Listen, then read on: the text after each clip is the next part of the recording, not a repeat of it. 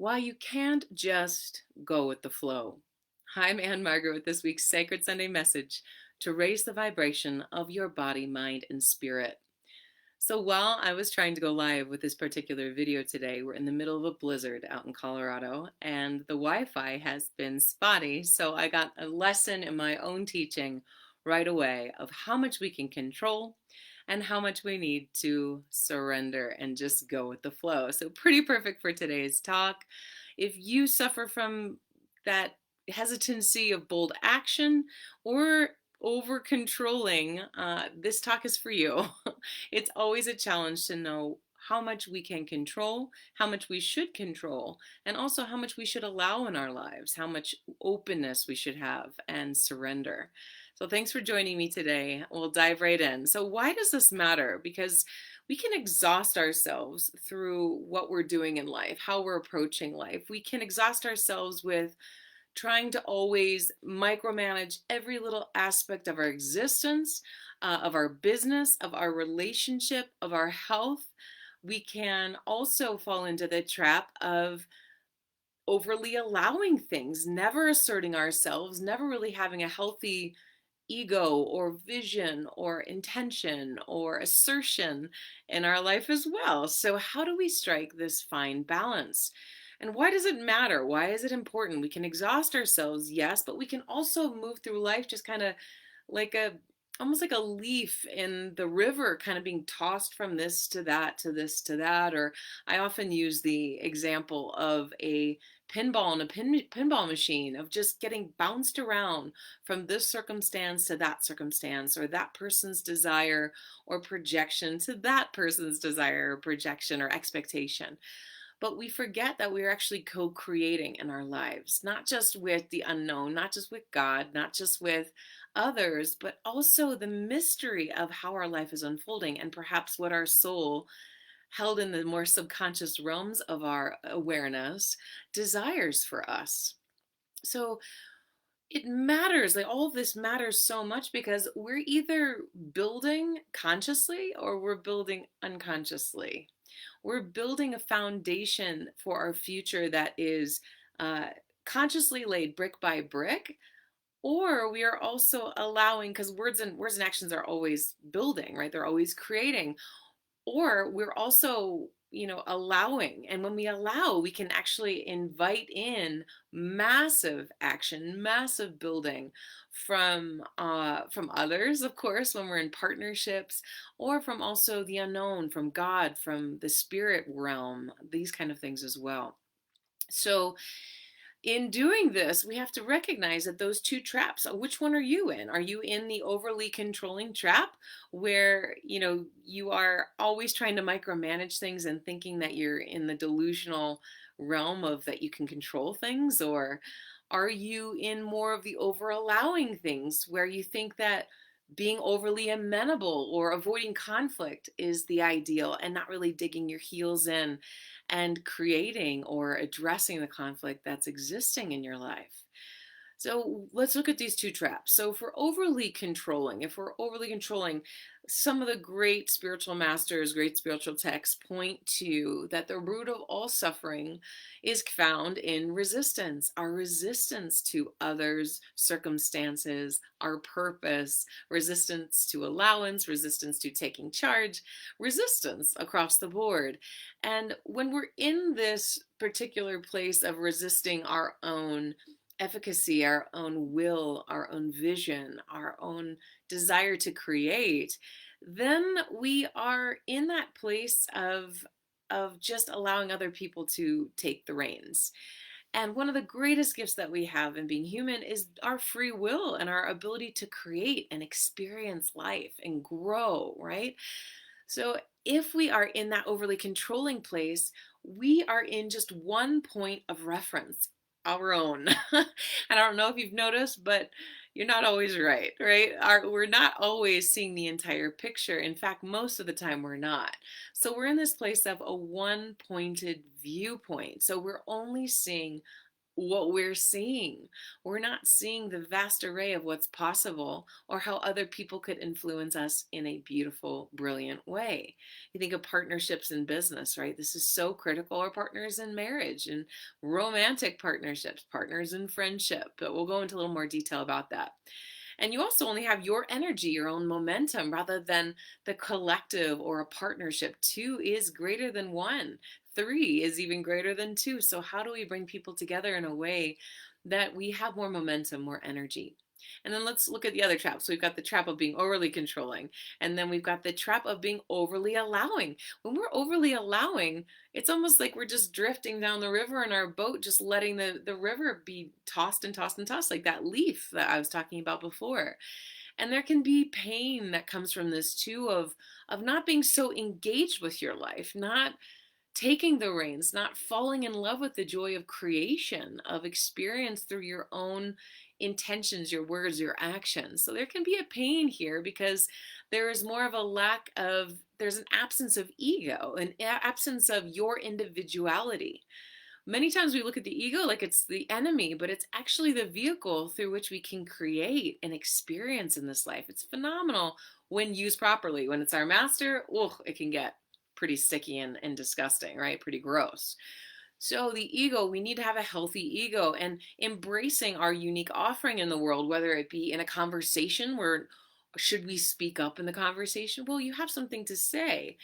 So are you adding to the conversation, or are you just adding it to be right, or adding it to dominate from an egoic place rather than an engaged place? But also we have our own gift to the world through our own purpose, our own perspective, our own creativity. So we want to make sure that we are embracing both of our ability to control things and to manifest, and also open up to the receptivity of others and allowing. So let's think about how this happens in our own life. I think back to like high school, all right? High school, if you are not asserting yourself and you're just going with the flow of things, it can get you in trouble. It can compromise your integrity, your character. It can compromise your morality. And you know that can be very painful because you can end up doing things just because you're going with the flow or wanting to be accepted in life and not really going to marching to the beat of your own drum, so to speak. And then you think about how we move with our physical body or how we move in sports, right? If we're just going with the flow of sports and we're not asserting ourselves, we can get in trouble. But also, if we're not listening to our body or the elements, maybe we're fatigued that day, we might be pushing ourselves too much. So it's that co-creative energy of listening, allowing, and also intentioning as well. So let's look at self-expression. This reminds me, I was making my first album in my early 20s, my first album of music, original music, called Contagious. And I look back at that time when I was very insecure. I couldn't trust myself. I really looked to these incredible musicians in New York City and their experience and denounced my own. So I just kind of went with the flow, and I actually had a style based on a classical piano background. So as I was writing music, the ways that the chords progressed or concluded or cadence didn't always make sense to the ears of these musicians who were used to jazz or blues or more pop realm, really.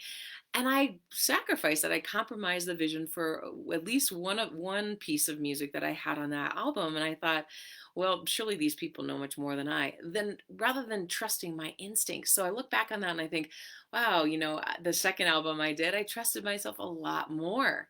So how do we trust our own self-expression? Are we compromising who we are or our artistry because we're deferring to somebody who has more experience or more? This can happen with our health too. We can defer our power to doctors who only have the training that they have, when we know in our intuitive mind and our intuitive space that we know something's off. One of my great friends, Victoria, it's like she was told by a doctor, no, nothing's wrong, nothing wrong. She knew something was going on, and so she pursued it, and thank goodness she did. Her life is saved today because of that. So let's look even further. So when we're looking into relationships, oh my gosh, do you guys remember when you're going on a date early on, especially the ladies? I would say probably this is applicable. When you didn't want to be too bossy, but you also didn't want to not have an opinion. So when the guy would say, hey, where do you want to go on a date? You thought, oh, well, I'm open to anything. But if you didn't really have something of your own, that wasn't attractive either. You remember this? So it was like, maybe have some ideas, but also be open to where you're going to go. And man, does this spill into marriage, right? Because even I've been married for 13 and a half years now, and there was a major critical turning point in my marriage where I'm an assertive woman, I'm an assertive person, and my husband treats his wife as though she has a great value and great opinion in the marriage, and that is not always the case. So I'm super grateful for that. But what I wasn't doing was recognizing his brilliance as much as I could have. So I remember around year 10, yeah, I was a little slow to learn, right? Around year 10, I was like, you know what? I don't think I'm giving. He wanted to jump out of a plane. I was like, absolutely not. He wanted to go to Peru. I was like, absolutely not. And then I thought, you know what? Trust your husband.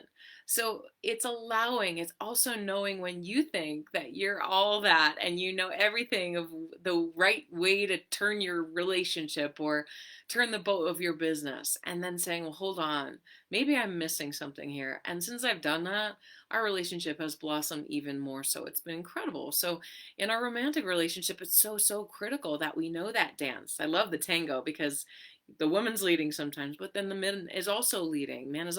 So it's this balance of true partnership here. And that's what we're talking about today. And then I think about career too. I mean, too much allowance will get you absolutely nowhere. But I think when we are going for our loan from Chase, back in 2008 when we were starting our yoga studio, it was when everything was crumbling and banks weren't loaning. And I'll tell you that story another time because it's a good one. But if I had just gone with the flow and said, oh, yeah, it's not really a good time to open businesses, it's 2008, everything just crashed, banks weren't loaning, I would have never started the Giving Tree. And we would have never had that incredible community in New York City. So gotta listen there. But also, when my contract at the time, dear Fuad, whom I absolutely love, my dear Lebanese friend Fuad, I had all these grand plans for the place I wanted to open up, and I wanted to do this and that and this and that, and it was going to cost a fortune. And Fuad just looked me straight in the eye and said, you don't need to do all that. And I had to surrender and let go of my agenda of what I wanted.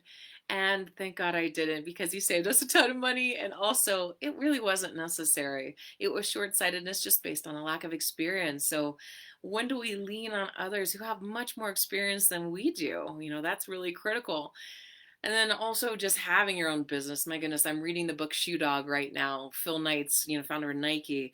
And it's an ambition, balancing ambition with timing and listening to the universe, listening to God's guidance. Like, what's the right time for this? And when things aren't going well, how do you keep going downstream rather than continuously swimming upstream and exhausting yourself?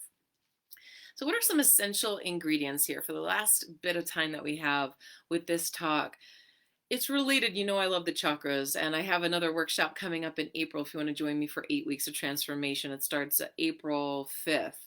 And it is an incredible resource, the chakras. So you look at the chakras and you say, okay, well, what does this have to do with the chakras, right? The seventh, allowance. This is our connection with the universe, the connection with God, the connection with unseen forces, spirit guides in our life, the universe, this idea of what you don't know, right?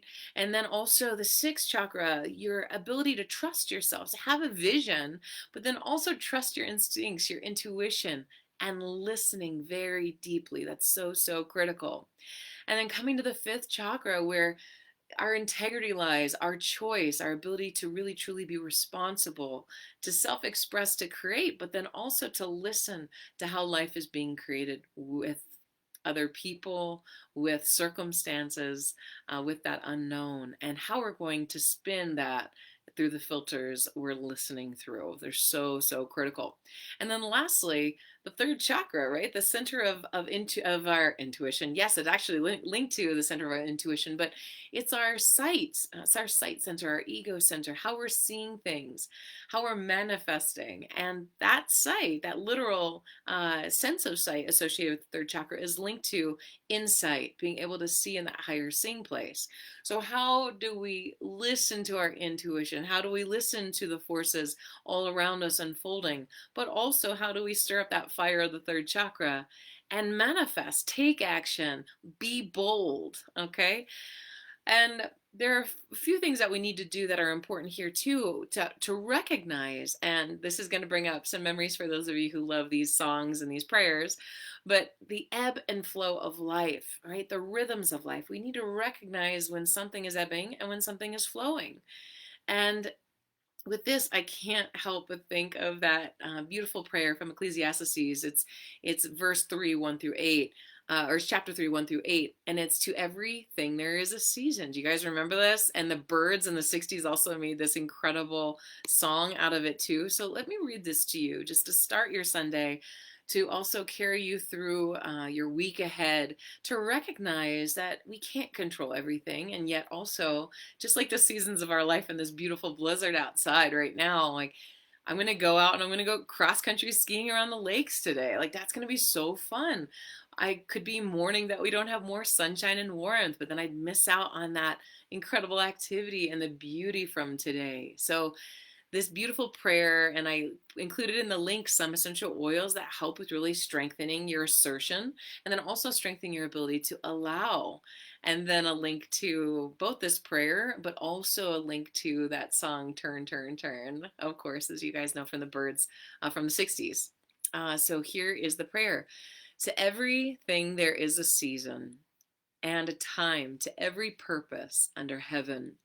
This is going to be in your head all day now, right? A time to be born and a time to die, a time to plant and a time to pluck up that which is planted, a time to kill and a time to heal, a time to break down and a time to build up, a time to weep and a time to laugh, a time to mourn and a time to dance, a time to cast away stones and a time to gather stones together, a time to embrace and a time to refrain from embracing, a time to get and a time to lose, a time to keep and a time to cast away, a time to rend and a time to sow, a time to keep silence and a time to speak, a time to love and a time to hate, a time of war and a time of peace. The wisdom in this passage is so profound, and you see that throughout the beautiful spiritual teachings of all religions, to recognize the time. What is the time now? Is it time to go with the flow? Or is it time to build and gather and assert and take bold, massive action? Is it time to row your boat actively down the stream rather than swim upstream, rather than fight the current that God or the universe or your partner is providing for you, the direction your business is going? Is it time to row, co-creating with that river's current down the stream? And we know from our children's rhyme that we repeat and sing together when we're kids, merrily, merrily, merrily, merrily. 4 merrilies to remind us of doing this rowing, this co-creating in our lives with absolute joy and merry, right? Merriness. For life is but a dream. Life is but a dream. All right. So remembering that we are creating this dream, we're co-creating it. We have so much we can control and so much that we cannot. So be strong and be present of when it's time to go with the flow and when it's time to dig your heels in and go for it. All right, guys, thanks so much for joining me today. If you need some one-on-one coaching or couples counseling, reach out to me. We have the Women's Circle tonight meeting for the new moon. Circle that's online. The links are in the notes. And then also we have a channeling session coming up for a group public channeling session on April 6th. And that chakra workshop starts on April 5th. And there is $50 off if you register by the 15th of March. So I hope you'll join me. 8 weeks of transformation and feel free to share this video. And until next time, keep raising the vibration, everybody. All right, have a beautiful, beautiful Sunday, and I'll see you next time. Bye-bye.